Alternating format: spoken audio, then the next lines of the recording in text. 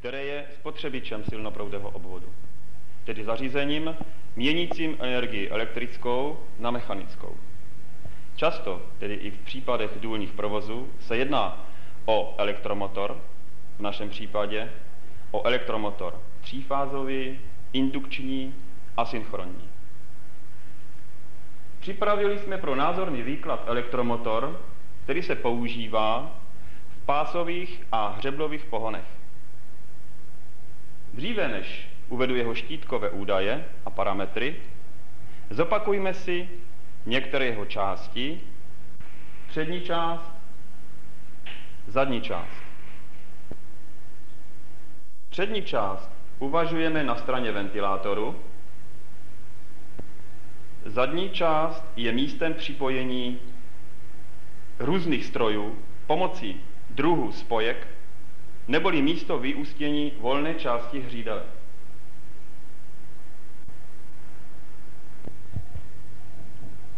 Tato část se nazývá kostra nebo tělo elektromotoru.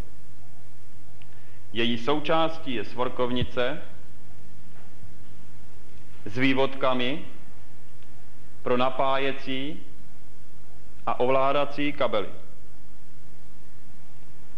Kostra je opatřena žebry,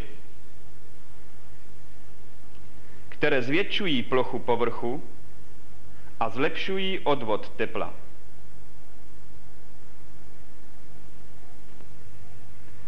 Kostra motoru má na obou stranách ložiskové štíty,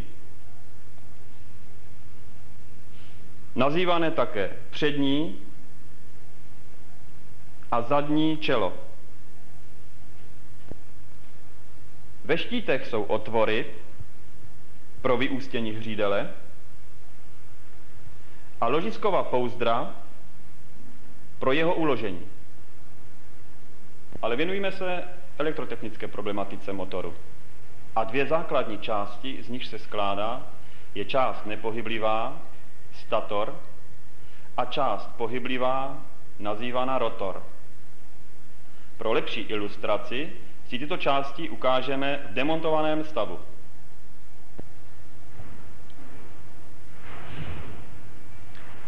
Statorem nazýváme magnetický obvod, složený z orientovaných plechů, navzájem izolovaných, a tento komplet je pevně uložen v kostře neboli tělu motoru.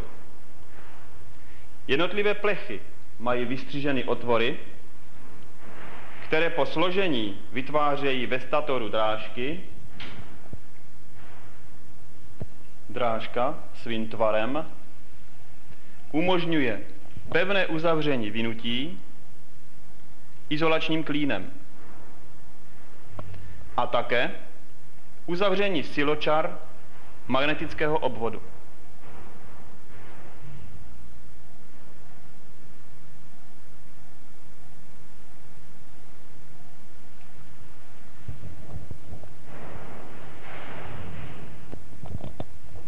Tvar drážek je určován výkonem motoru, pracovním režimem, druhu izolace.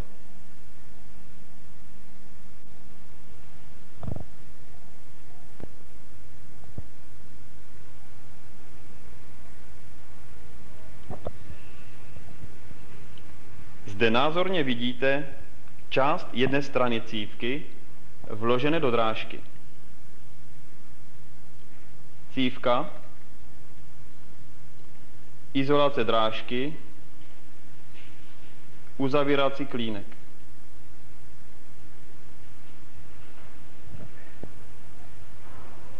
Neméně důležitou částí elektromotoru je rotor. Konstrukce magnetického obvodu je obdobná s tím, že drážky pro vložení vinutí jsou vystříženy vně orientovaných plechů. Celý magnetický obvod je nalisován nebo naklínován na hřídeli.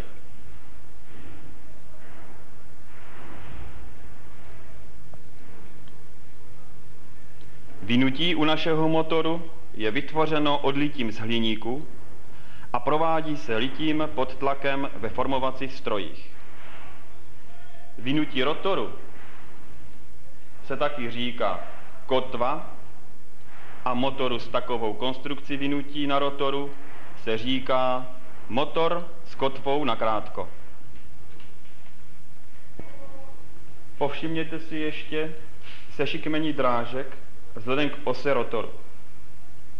To má velký význam při rozběhu motoru, záběrovém momentu a potlačení vyšších harmonických kmitočtů. Ale to je problematika hlavně konstruktéru.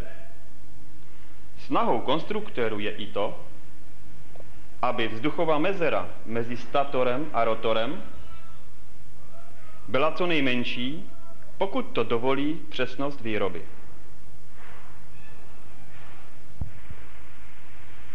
Vynutí je spojováno při navinování motoru uvnitř cívek.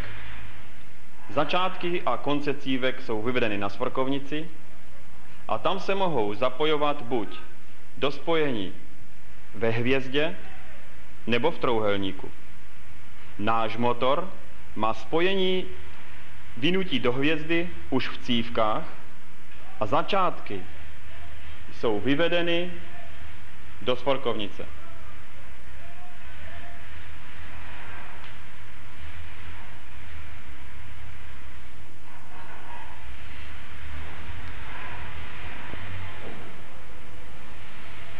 Měření odporu cívek provádíme přesným ohmmetrem. Naměřené hodnoty se nesmí lišit. Opak by znamenal, že došlo ve vynutí k mezizávitovému spojení.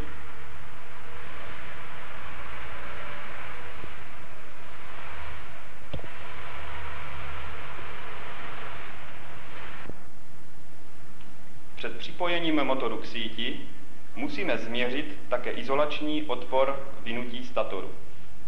Měříme přístrojem MEGMET nebo jiným typem.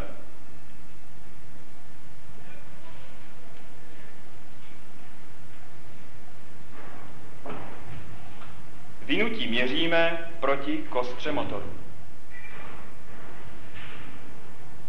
Naměřené hodnoty musí odpovídat vztahu, který si ukážeme za chvíli. Náš motor má izolační odpor v oblasti Vega-ohmu, tedy vyhovuje provozním podmínkám.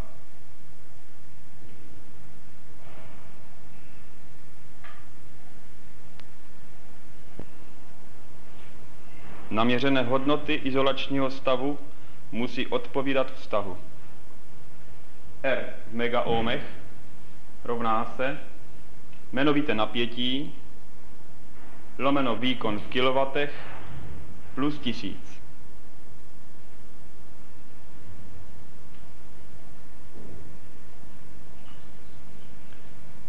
V našem případě motor máme na 500 V, má výkon 30 kW, musí být izolační odpor v hodnotách větších nebo rovných 0,46 megaohmů. V dílenských podmínkách lze celkem přesně a bez nároku na speciální vybavení změřit proud ve statoru při vchodu na prázdno motoru tímto přístrojem, klešťovým nebo také indukčním ampérmetrem.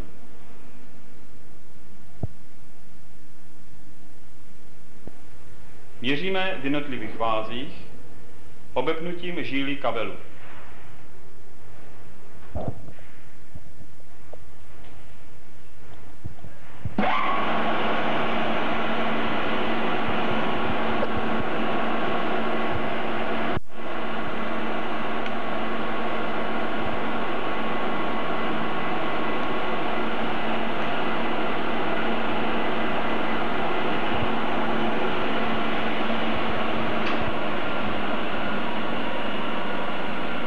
Motor odebírá na prázdno 12,5 ampérů.